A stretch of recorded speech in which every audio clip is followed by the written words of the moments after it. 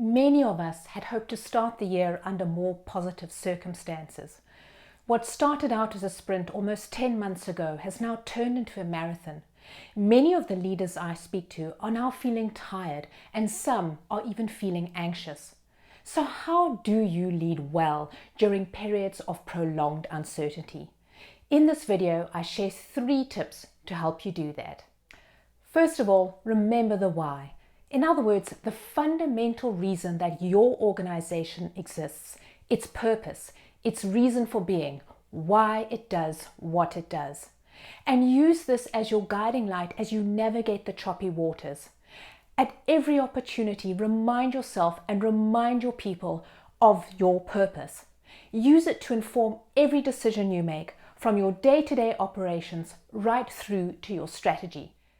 Remembering your why will not only motivate you, but it will also bring clarity and focus and help you to move forward. It will also unify everybody on the team and give them a sense of being together, even though they are not physically together. We all need to feel like we are part of something important, something bigger than ourselves, something meaningful, and never has this been more true than now. So first of all, remember the why. Secondly, focus on what is certain, not what is uncertain. Focusing on uncertainty breeds anxiety.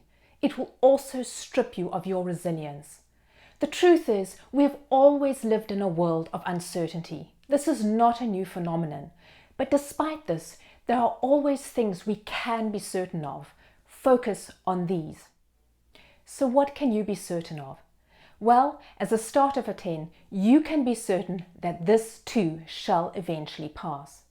Secondly, as an organization, you can be certain of your why. You can be certain of your what, in other words, what you do. Focus on what is certain and not what is uncertain. Thirdly, when it comes to your people, be both a thermometer and a thermostat. A thermometer reads the temperature, but a thermostat sets it. So what do I mean by this?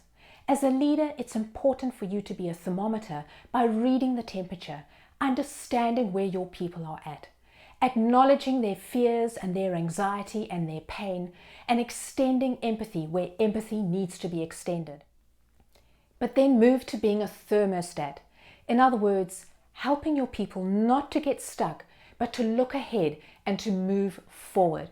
You can do this by creating a culture of realistic optimism.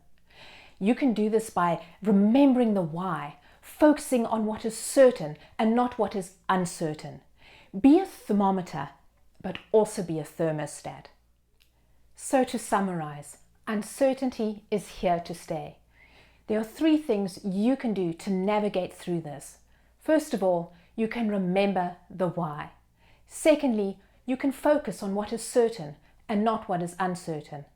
And thirdly, when it comes to your people, be both a thermometer and also a thermostat.